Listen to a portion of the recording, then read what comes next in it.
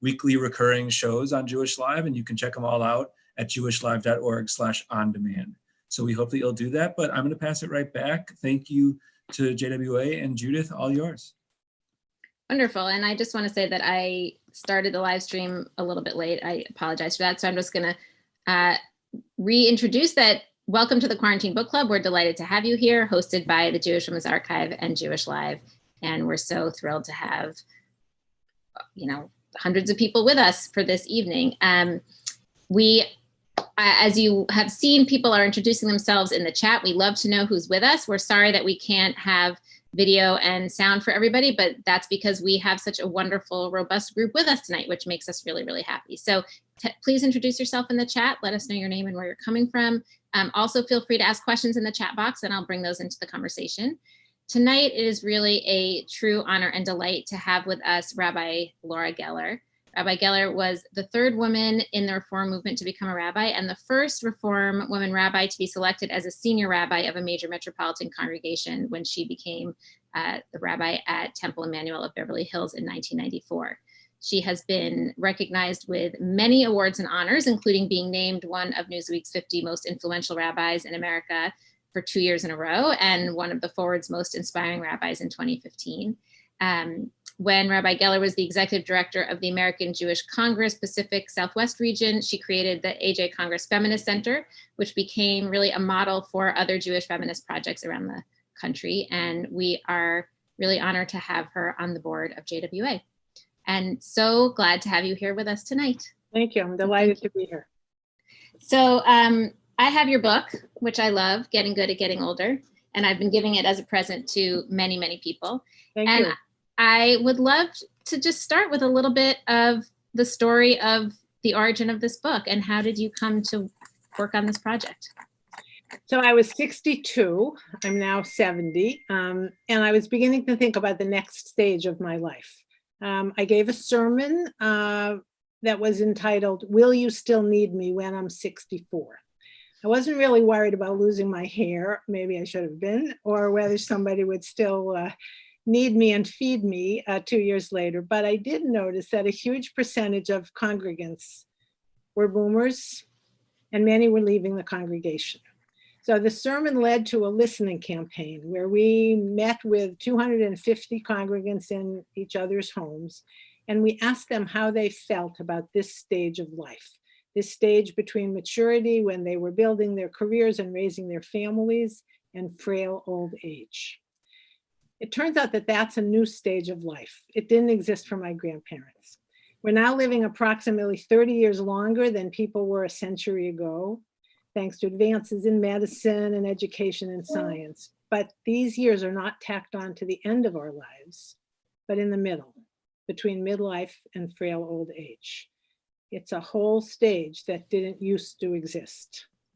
So this listening campaign asked people in the congregation, well, what do you want in those extra years? What keeps you up at night? What gets you up in the morning? In other words, what are your concerns and what are your hopes? So people were most afraid of four things: becoming invisible, becoming isolated, becoming without purpose, and becoming dependent. And in the conversations, lots of issues emerged. Issues like, as our community's changing and friends move away, kids too, with whom do I want to grow old? And in what kind of setting? Do I want to age in place? Do I want to move to a retirement community? Do I want to share my home?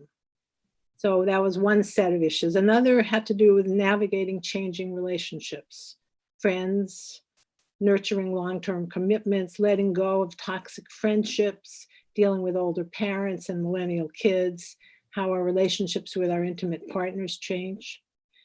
A third issue that kept coming up was, what do I have to do now to become the 85-year-old I someday hope to be? What work on myself do I need to do? And how can Jewish wisdom and spiritual practice help me do that? Ultimately, the questions were about, how do I keep learning and growing? What new rituals do we need at this stage of our lives? How do I deal with illness, my own or that of my friends? What do I need to do to get ready for the inevitable? What kinds of conversations should I be having with my adult children? Why is it so hard to have those conversations? And what will give meaning to my life now that I don't work full time anymore? How can I find a place where I can still feel purpose? How do I live a legacy as well as leave it? And how could a connection to our synagogue and the Jewish community make a difference at this stage? So all of those questions led to this book. And in a way, it was an obvious project for me to do with Rich, my husband, because as you are about to tell us, he was the co-editor of the first Jewish catalog, which was a do-it-yourself kit in the 60s and 70s. And now we are in our 60s and 70s, and we still need a little instruction about how to get good at getting older. So that was one of the things I was thinking about when you said, and I have my copy of the Jewish catalog here, my original copy, which is quite faded, but still usable in our house frequently. So you talked about how this book was something that came out of really recognizing that this was a new reality, that people have this life stage where they're still very active, but also older and maybe post-career or figuring out their kind of encore career. So it's interesting to me that you look back to an older form of, a kind of older model for addressing creativity in Jewish life, because that's really what the Jewish catalog was.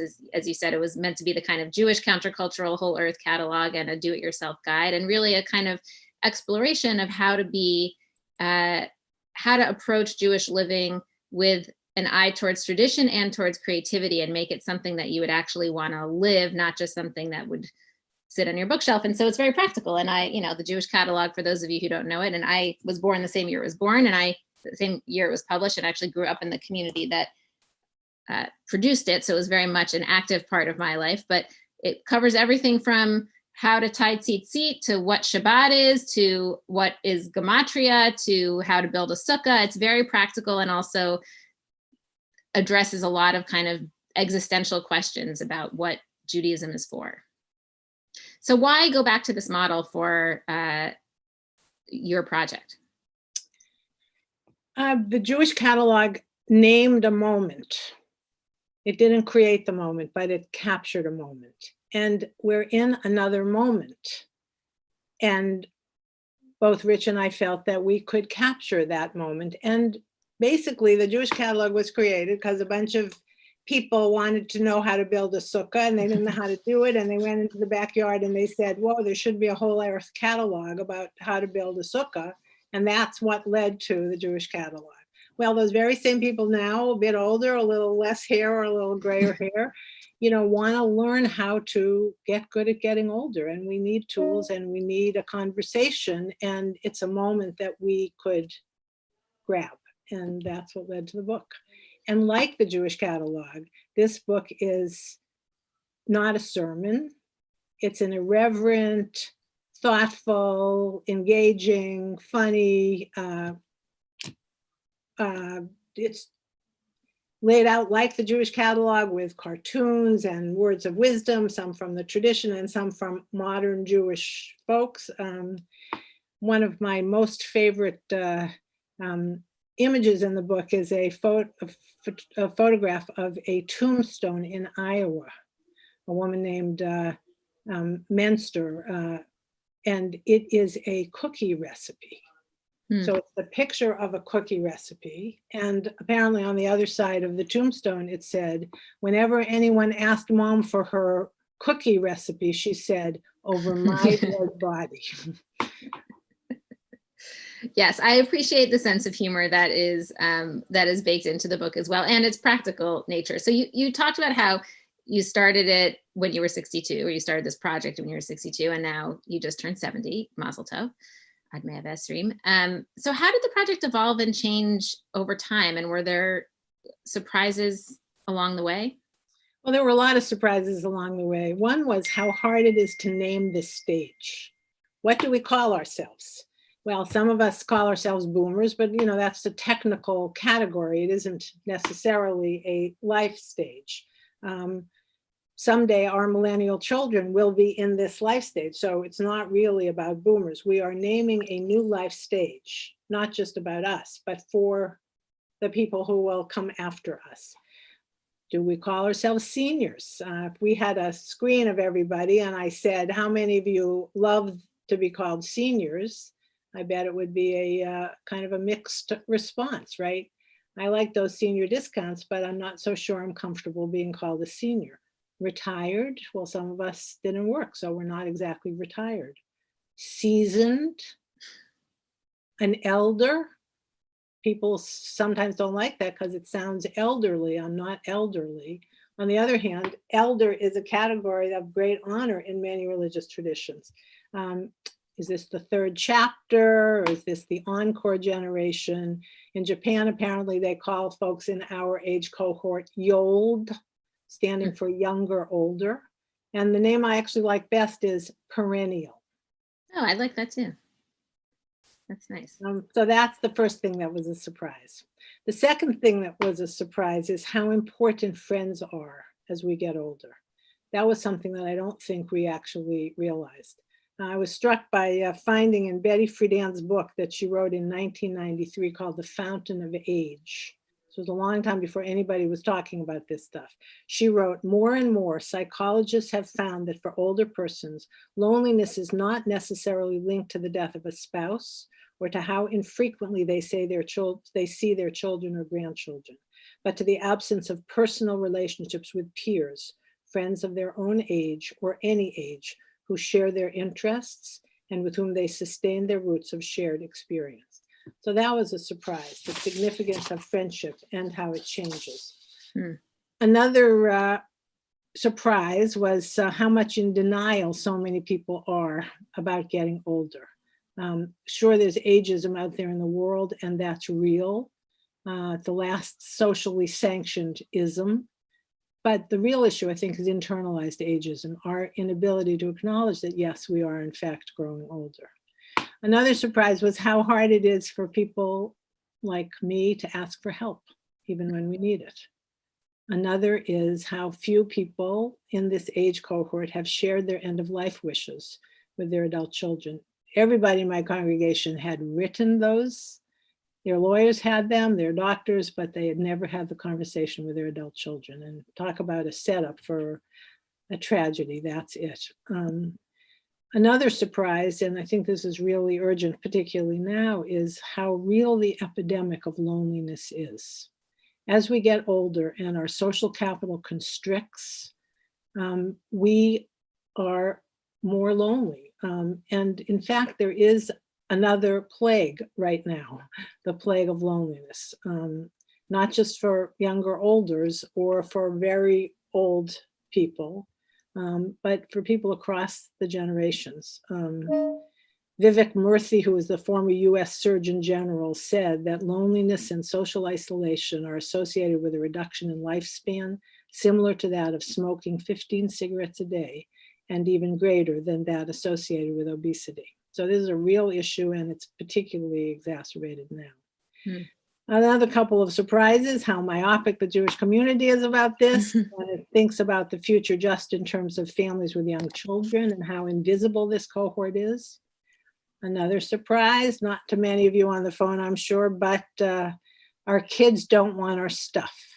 That is also a surprise. What do we do with all the stuff that we have when our kids don't want it? And lastly, and this really isn't a surprise, but how important it is to have a sense of humor about all this stuff.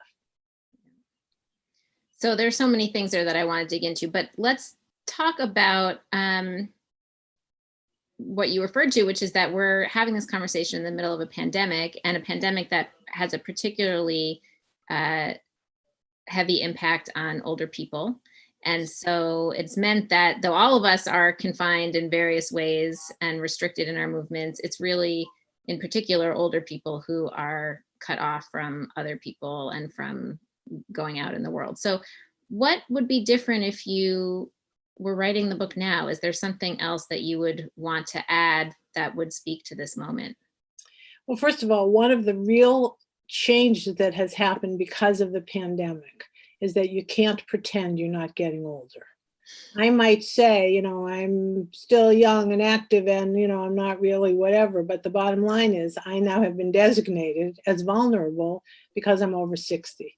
And that, I think, is the beginning of some kind of acknowledgement that, yeah, this is a new stage and we are getting older. And, what does that mean? The second thing that I think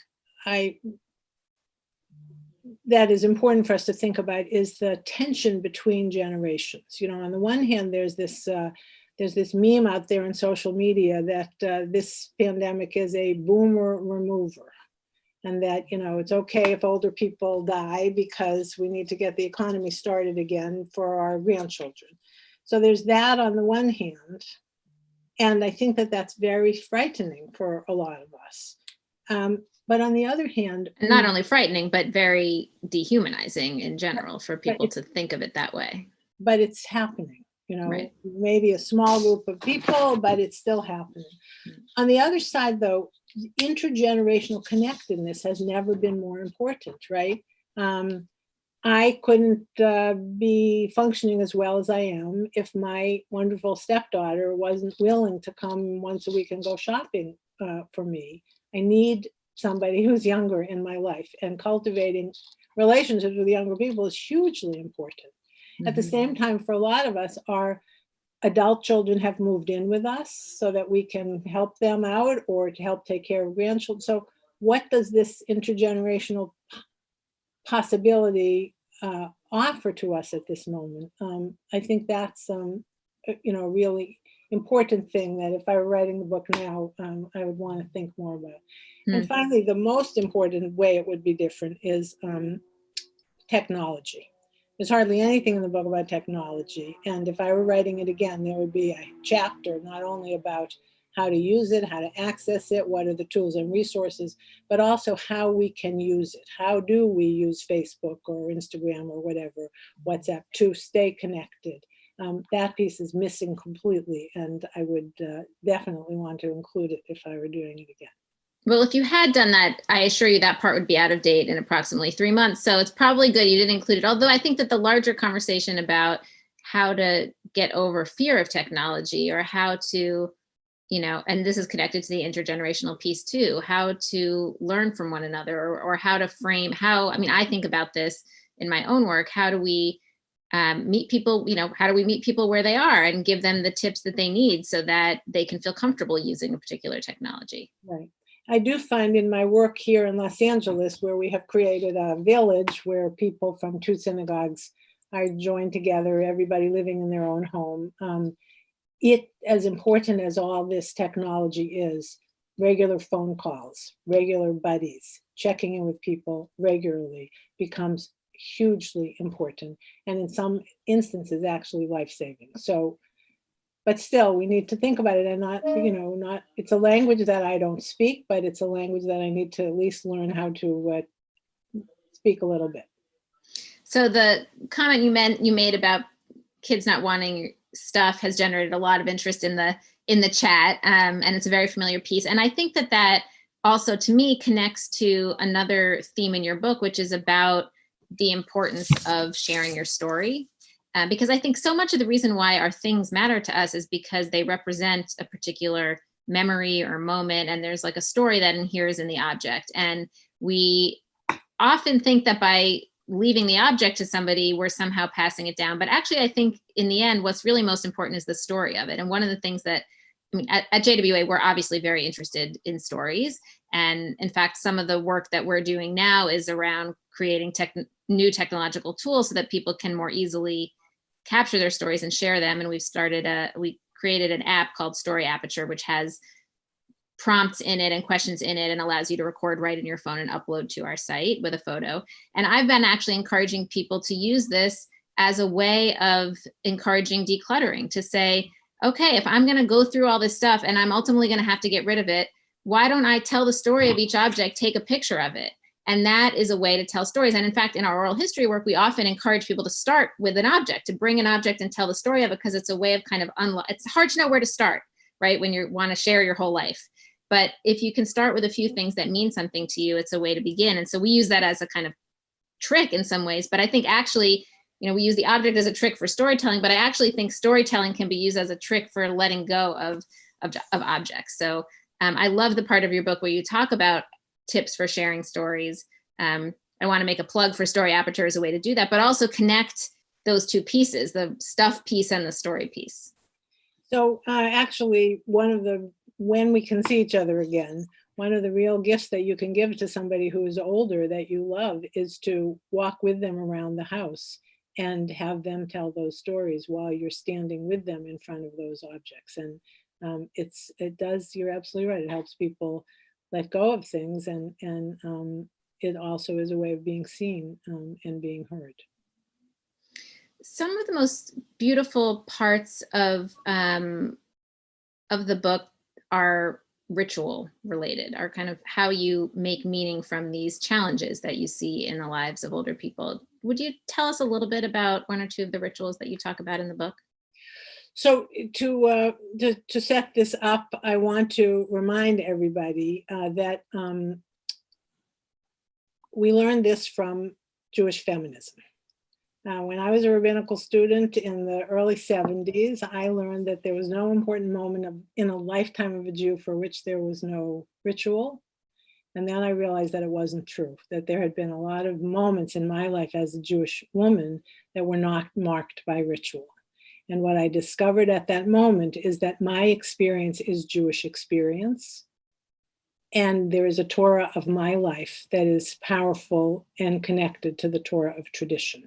And so in the 70s, a whole lot of new rituals were created that acknowledged the truth of what we want to be true, that there's no important moment in the lifetime of a Jew for which there is no blessing. So if you look at life cycle ceremonies, starting with when I was a kid, a book that talked about what are Jewish life cycle rituals, bris, Pidyon haben, bar mitzvah, confirmation, marriage. It wasn't my life, and my experience wasn't in it. And the ritual that came after marriage, or divorce in my case, and then marriage again, was a funeral. Ironically, God willing, I'm going to live a lot more of my life between that first marriage and my funeral. Well, what about that stage of life? What are those moments that I want to mark with ritual? So what the book does, it doesn't script these rituals, but it challenges us to think about what are the moments when we might want to create ritual. A major birthday, stopping full-time work, when children leave home, giving up the keys when you know it's no longer safe to drive. This is a really big one. Becoming a grandparent, taking off a wedding ring, downsizing. So in the book, we, again, give you a way of thinking about it, but there are a couple of stories, very short stories. I want to read one. This is from a congregant in my congregation. Saying goodbye to the house where you raised your children isn't easy, but it's easier if you actually say goodbye. Our daughter, her boyfriend, my husband, and I walked through the rooms of our home, stopping in each one to share good memories and to honor the room for its service. After our journey through time, space, and love, we shed a few tears, toasted the house, and sent it on its way to shelter and protect a new family. Before the ritual, we were stuck, painfully holding on to the house we had built 27 years before when our daughter was born. But after the ritual, we felt joy and contentment as we realized how rich these years had been and how ready we were to let go and move on. An unforeseen benefit is that our daughter's boyfriend now feels more connected to the life and history of our family and says he can't wait to be part of the new memories we make together in our condo. We can't wait either. So that's an example of noticing what's happening, taking it seriously, recognizing the divinity, however we understand that, in a moment, and paying attention. So another more personal ritual that, again, these are not in the book, they are, we just encourage you to think about them. was the ritual that I created when I took off my wedding ring after Rich died. The other surprise that I didn't mention is that how is the book different than the one we started to write? Rich died during the process of writing the book, and I finished the book the year after he had died. So after a year of mourning, it felt really important for me to take off my wedding ring. And I gave a lot of thought to it, talked to a lot of friends and colleagues about what the moment meant to me. And I realized that what it meant was I wanted to thank the people that had been there for me during his illness and the year of mourning, without whom I would not have, survived. But I also wanted to signal that I was moving on, and that as much as I loved him, he would always be a part of me. I will continue, God willing, and get good at getting older in a different way than I had planned. So who to invite? I have lots of circles, right? And I decided I wanted to keep the circle very small. It was in my home. We did it around the time of Havdalah, the ceremony that separates Shabbat from the rest of the week, with the images of bringing the sweetness of Shabbat into the rest of the week. I was very lucky because the people who had given Rich and me our rings during our ceremony, our wedding ceremony, are still in our lives. And part of the ceremony was my taking off my ring and giving our friends who had been our witnesses those 2 rings. And they put them in a bag that Richie's mother had made years before. And that bag hangs as the mezuzah as you enter into our living room. And we asked for blessings, 1-word blessings to go around the room. And I really felt, this home that had been our home now was my home. And while the memories of him will always be a part of it, it will unfold in ways, new friends and new experiences. And it was very powerful and really important. I actually write about this in Lilith, which is this month's Lilith. So anybody wants to check it out, you can find it. Thank you for sharing that. That's really beautiful. And I know that you've said to me actually in our conversations about the book that, that promoting the book by yourself is not what you had in mind, and not as fun as it would have been to be doing this and, together. But for me, watching you talk about this book, as I've had the, privilege of seeing you do several times, it's very clear that Rich is very much with you and very much on every page of the book, of course, and that he is so present in this project, even though he is not able to be physically present as part of it. Thanks. One of the questions that came up in the chat that Leslie asked is, we've talked a lot about some of the interesting challenges of getting older and thinking about different generations and passing on legacies and traditions and all the family relations. How is this process or this time period different for people who are single and who do not have children and are not navigating those particular, generational legacy pieces within their own families? So if I were to write the book again, I would be paying more attention to that. And again, this is also something that has emerged because of the pandemic, and paying more attention in the community where I live to how different people are responding. Being alone is different from not being alone. I mean, there are challenges in both. But I have children, they live far away, but, if they could, and I needed them, they would be here in a minute. What about someone who is a solo ager, someone who doesn't have immediate family? We didn't really address that in the book. And I think that that's something that we need to pay more attention to as we think about creating the kind of communities that will sustain us as we grow older. Another thing that I don't think we paid enough attention in the book is to the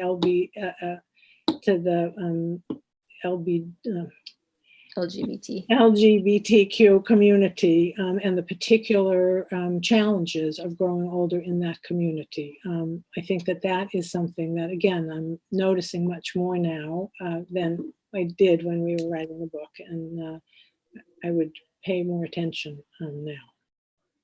Well, as Rabbi Magal said in the comments, that's great. You already have your work cut out for you for the second edition. Ella to my publisher, right? And Dina's asking about the difficulty of ritual when one is alone. How does the alone, the solo piece affect the ritual piece potentially? So in creating ritual, one of the first questions is, who is the community, right? I am the subject of the ritual, but the first question is, who is the community?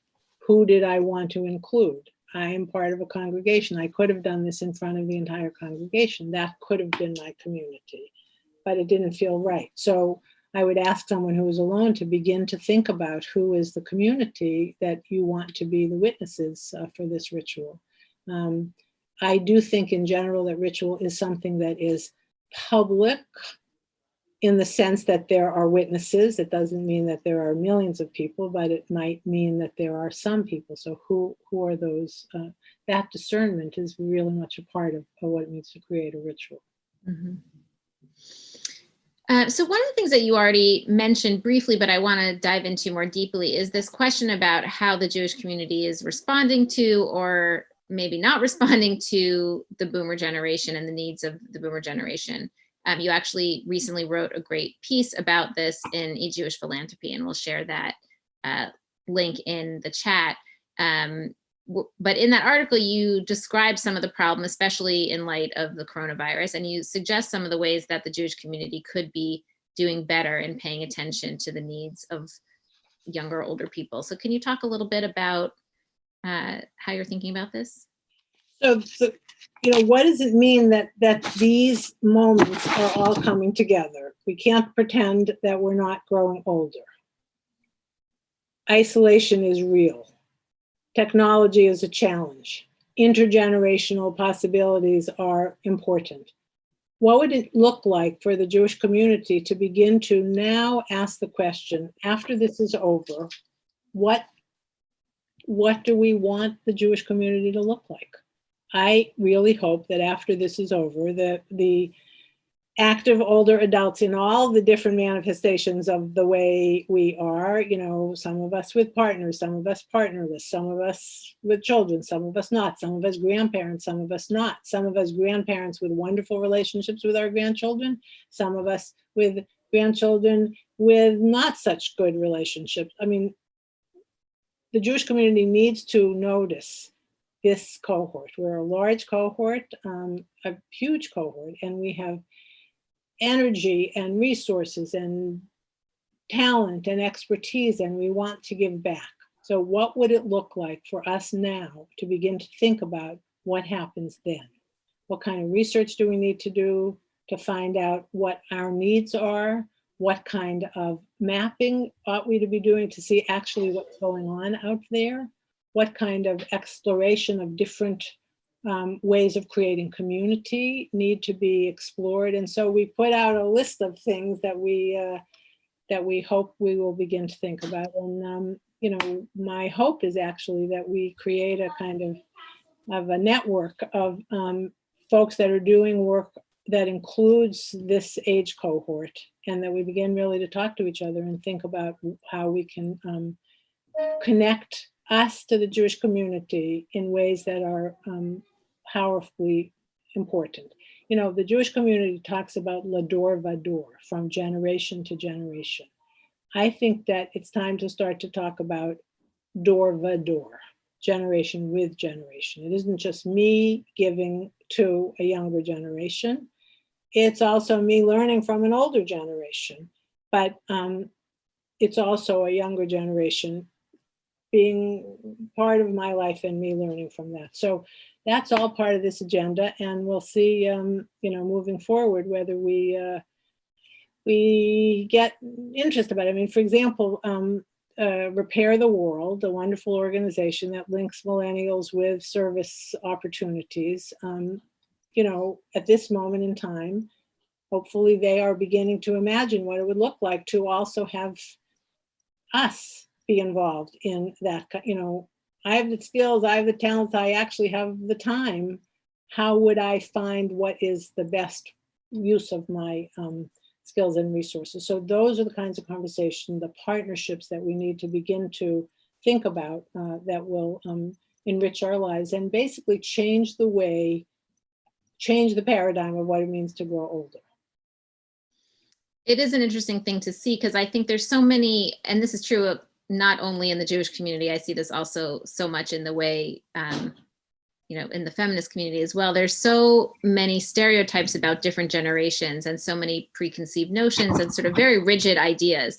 And my experience actually is that when we actually, there's a sense that the Jewish community, first of all, is mostly interested in young people and investing in young people, but there's also a kind of stereotype that young people don't want to listen to older people. Right. And I have the privilege of getting to work with young people. I mean, some of my staff are young people, but also we have a fellowship for Gen Z, not millennials, for Gen Z teens, and have quite our Rising Voices Fellowship. And now we have quite a large alumni group from that community who are in college and just beginning to leave college.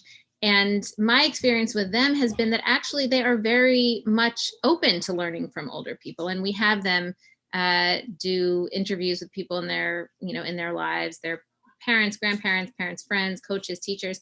And it's been fascinating to see that, they understand that they don't want to have to reinvent the wheel, and they don't want to, they don't believe that they have the only wisdom. They very much want to be able to engage in meaningful conversations. I think sometimes it's hard to know where to start, or it's hard to know kind of how do you engage, where do you start really, and there's, so I think you're right that there needs to be some structure to that. There needs to be some sense in the way the Jewish community faces it, that this isn't about pitting generations against each other. It's very much about those intergenerational interdependencies, which I think we see, as you're saying, now more than ever in this particular moment.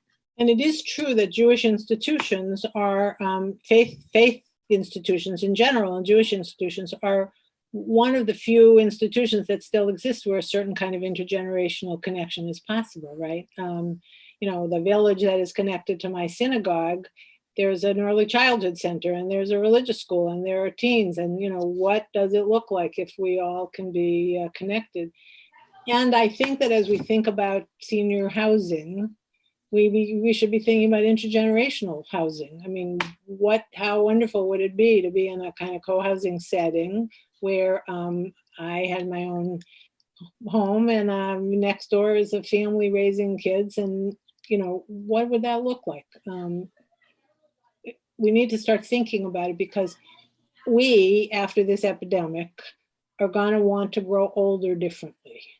Some of us will want to age in place. Some of us will want to share our homes. Some of us will want to move into who knows what. And the who knows what we need to think about and begin to create together. Mm-hmm. Yeah, I think it's a very positive way to think about what we can learn from this moment and reframe to address problems that were already there, but which were a little bit, we've sharpened them in this particular moment. Tell us a little bit about what response to the book has been like. It came out in the fall, so you've been out and about talking to people. What are the kinds of stories that you're hearing? Well, I was on a book tour, and then the book tour ended, and it was very moving as I had the opportunity to talk about the book in places, and people would come up after and want to share their stories, their challenges, and some of their successes, what they were most proud of, and what they were not, what scared them. I mean, so this is real. I mean, people really want to talk about this, and there aren't that many places where you really can talk about this, right? So the response to the book has been, this is an opportunity for us to begin to really share our experiences, and it gets back to the notion of stories. And also another previous structure from the 60s, consciousness raising. In some ways, you need consciousness raising groups for older people to really talk about what the reality of their lives are like and notice the structural elements of it. There's a wonderful energy in the Jewish community that was created through the book Wise Aging by Rabbi Rachel Cowan and Linda Thal. And I think Linda Thal is actually with us tonight online. Hi, Linda. There are many groups around the country of people doing exactly that, using that book as a starting point, talking in a very intimate way in small groups, usually in people's homes, about what all of these issues about growing older. So yes, consciousness raising, yes, an opportunity to kind of share those kinds of experience. So that was one response to the book. The book won a National Jewish Book Award finalist award, and the day after it was published, it was the #1 on the Amazon JewishLIVE list, so that was good. Nice. I think that people are finding it helpful. As opposed to some of the other books that are about growing older, this is not a sermon. This is really a toolkit. And it does challenges assumptions about what it means to get older. If I were to say what the bottom line of the book is, I think the bottom line is that 70 is not the new 50. 70 is the new 70. We're doing this differently. And ultimately, I think this whole energy, again, maybe through the pandemic and after the pandemic, is to change the way the world views older people, to change the way the Jewish community views growing older, but mostly to change the way we think about ourselves as we grow older, and to use that, all that we bring, all the experience, all the energy, all the resources, all the curiosity, all the whoa, you know, I'm very curious about living a long time to look back and see what changes happen. You know, there's a lot of reasons to want to stay active and engaged, and we're going to do it differently if we do it together. And I think that's what the book is about. So how can people do it together? Olivia's asked us if, for folks who are interested in joining a group like a Wise Aging group, how do people find those? Well, I think that you could look at the book and find some of the actual resources. There are, one of the challenges with a book that is a book and not a website is that it, some of the links are probably no longer accurate, but I have a website and we're listing resources. You could call your local synagogue or JCC and ask. Somebody in many of our communities is running these groups. You just have to find them. And it's not that hard to do. So depending, or you could just email me at Laura@RabbiLauraGeller.com. Tell me where you live and I'll find you who are the people in your community that are doing this. So it's actually pretty easy to do. Also, the book is a really good book, and anybody who has the skills of being a facilitator, working with the book could facilitate a group. So whoever is asking could get a hold of the book and invite friends and, you know, begin to do it yourself. Fabulous. And folks, if you have questions, feel free to add them to the chat. Some people have been doing that. We're always happy to take more questions. I want to talk a little bit about how you thought about the tone of the book. You've talked about trying to make it practical and not like a sermon, but one of the things that I really love about it is that you've woven in humor. There are a lot of different kinds of tones. So can you talk a little bit about how you thought about what would be most useful, accessible, hearable for people? So we organized the book around getting good at, and there are different sections. So the first one is about getting good at gaining wisdom. And we talk about different spiritual practices. We also include a wonderful article from Reb Zalman's book, From Aging to Saging, where he gives you exercises for how to be a sage in training. That's not exactly funny, but it is, you know, so different, and the book, I should say this very clearly, Richie and I wrote much of it, but there are chapters that are written by other people. Where we didn't have the expertise, we reached out and asked other people to write. There's different tones in different articles. So getting good at gaining wisdom was one. The next section was getting good at getting along, how relationships change.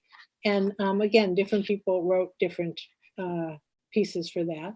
Some of them are lighter, some of them are heavier. I mean, these issues are heavy issues. Rich wrote a piece about living in the land of the sick.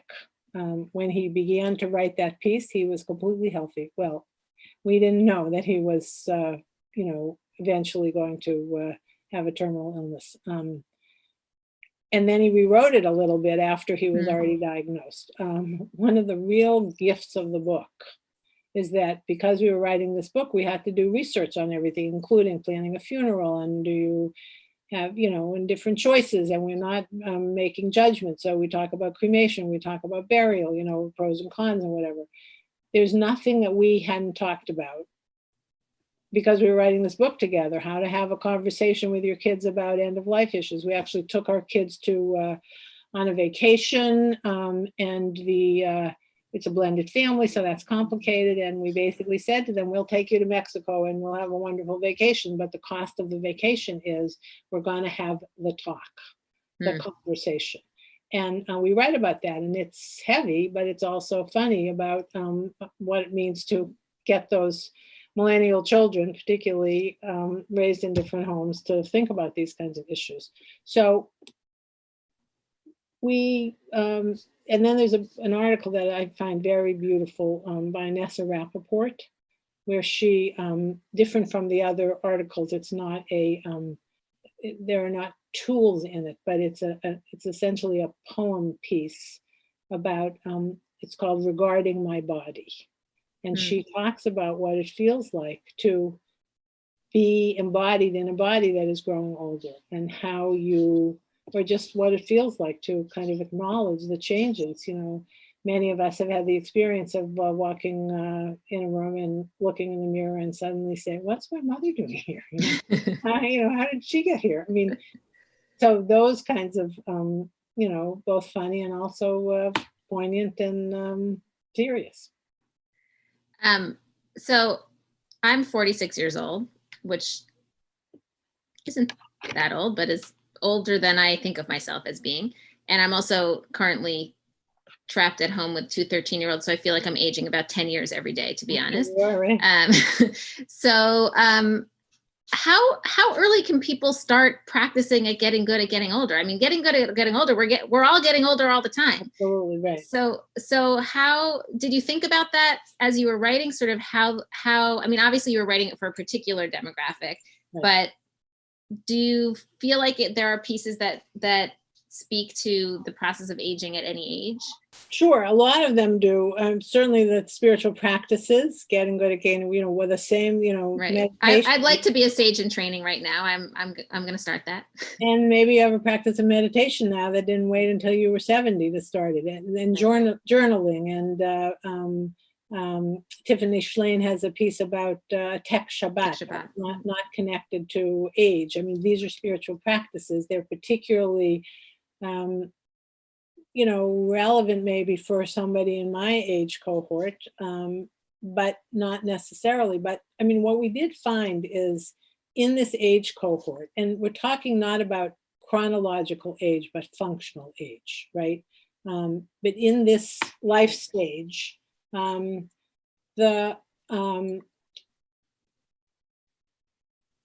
people have more time than they did to ask certain kinds of questions. When you're very busy, home with two kids, trying to be, you don't necessarily have the time or the spaciousness to ask questions like, what am I doing? And is this what I want to be doing? And I think there's something powerful that happens when you realize that there's less time ahead than there was behind. Mm-hmm. So I am very aware of that. You are probably less aware of that. And my millennial children are even less aware of that. But it's true that, and maybe the virus reminds us of this, life is very fragile, and at any moment, who knows, so that these issues are relevant. The chapter about end of life directives, which was written by Rabbi Elliot Dorff, a wonderful teacher, and he that doesn't say it in the book, but when we were speaking about the book, as he's encouraging people to write these end of life directives, he actually suggested that synagogues should require or encourage whatever confirmation kids as they are about to get their licenses to write an end of life directive. Ooh. Why? Because you have to, when you get a license, decide whether you're going to be an organ donor or not. And how powerful would it be if this was part of preparation for driving, that a young person needed to focus on the truth that, driving is a really significant responsibility, and we ought to be thinking it would really change the conversation. I must admit that when Elliot first mentioned this to me, I raised it with some of the leaders at Temple Emmanuel years ago, and they said, "What are you, crazy? I wouldn't want to do that." Right. But you know, it's important. These end-of-life discussions are important. When we took our kids away and we began to talk about what we wanted, they each asked for a copy of 5 wishes, and that they would begin to think about it for themselves as well. And now, because of the coronavirus, we all know that, whoa, we ought to be having these conversations, all of us. Mm-hmm. One of the questions that we have here from Anne, which I think also is relevant in this moment, is the issue of being a caregiver and how that affects aging. Can you talk a little bit about that? So I can't really talk about it except to be incredibly grateful to the wonderful caregivers for my 98-year-old mother, who's living in a you know, Jewish wonderful continuing care facility outside of Boston. You know, again, there's a whole lot of other issues that one could have put in this book. It's also important to know that, like, a lot of people are writing about this. There is a website called nextavenue.org, which is a curated website connected to NPR that deals with issues of people over 50. And they have wonderful articles about caregiving and about, I mean, everything that we're talking about. So you can access it, not in a Jewish way, but you can access it. AARP is doing wonderful work around this as well.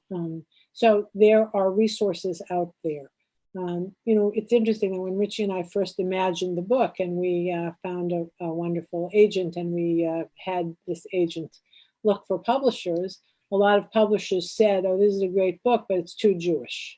You need to write a boomer catalog, not a Jewish boomer catalog." Well, we couldn't do that. We don't, you know, we know Jewish, but we didn't know.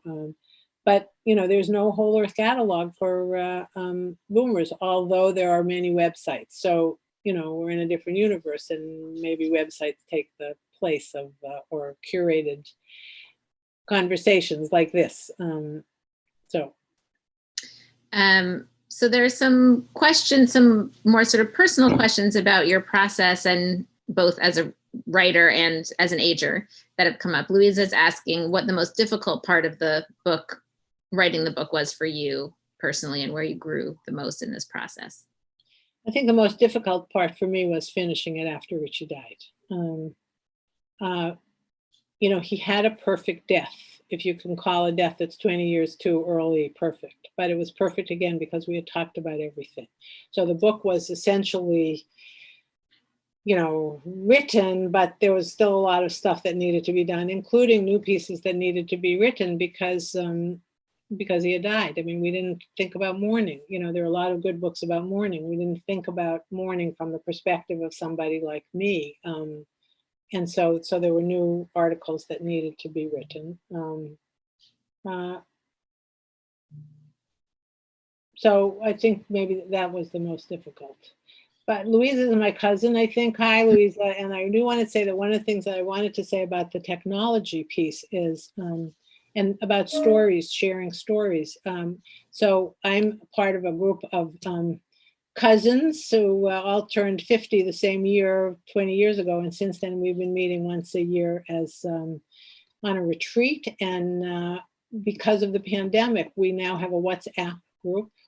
And among the things that we're sharing on this WhatsApp group is, how are you doing, and all this kind of stuff, but also, you know, pictures of our grandparents and recipes. And, you know, who would know that I would ever need that, but I do. So the use of technology to keep people connected, to reach to people who used to be part of my life but aren't anymore, to find new people and find ways of cultivating relationships through this new technology. All of this is hugely important. It relates to Story Aperture. And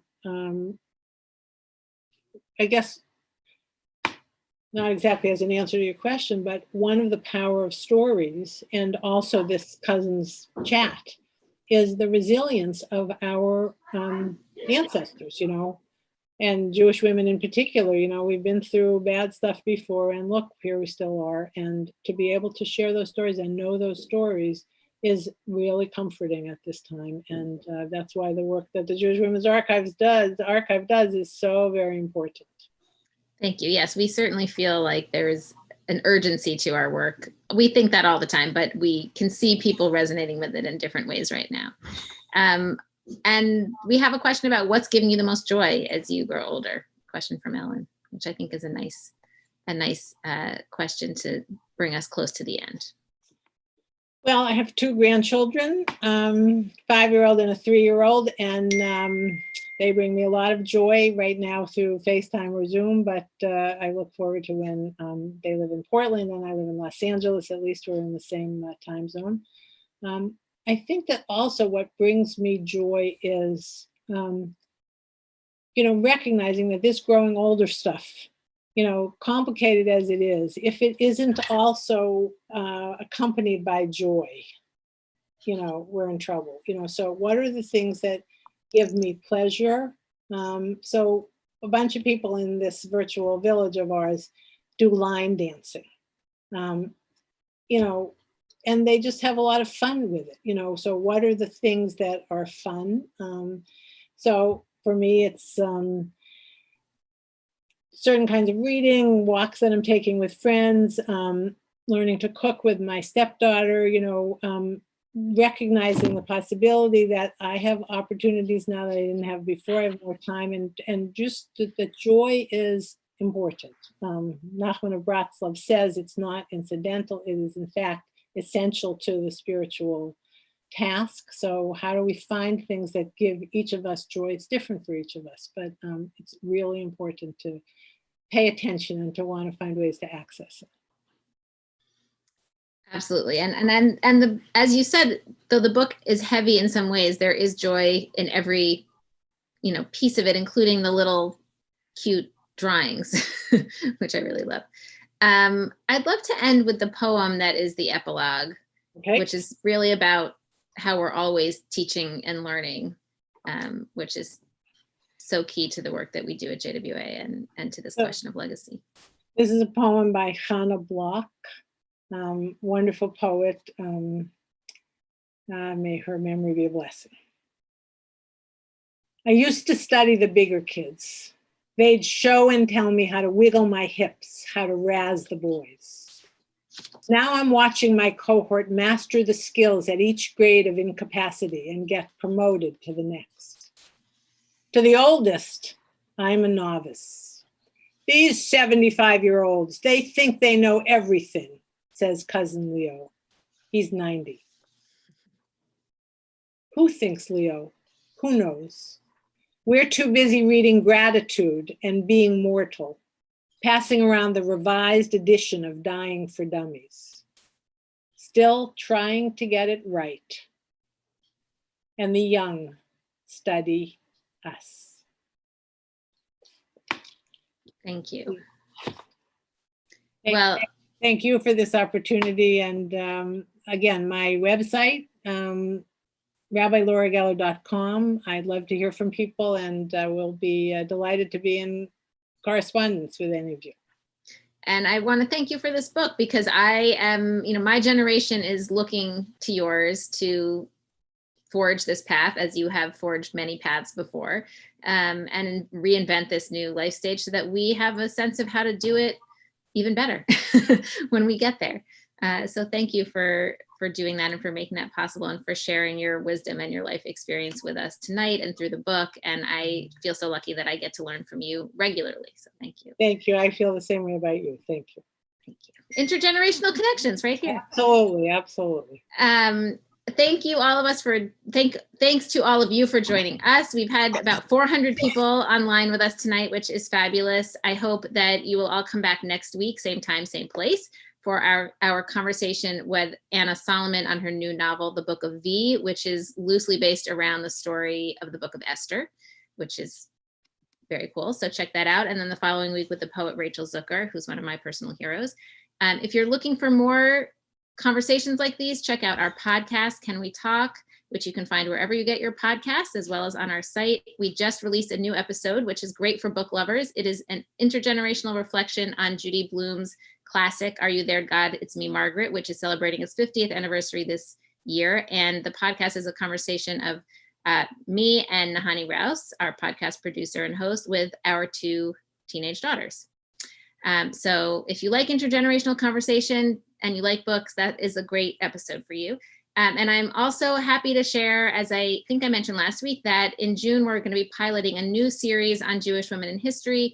At this time, we're going to be interspersing it with the Quarantine Book Club as we go forward. So stay tuned for more information about that.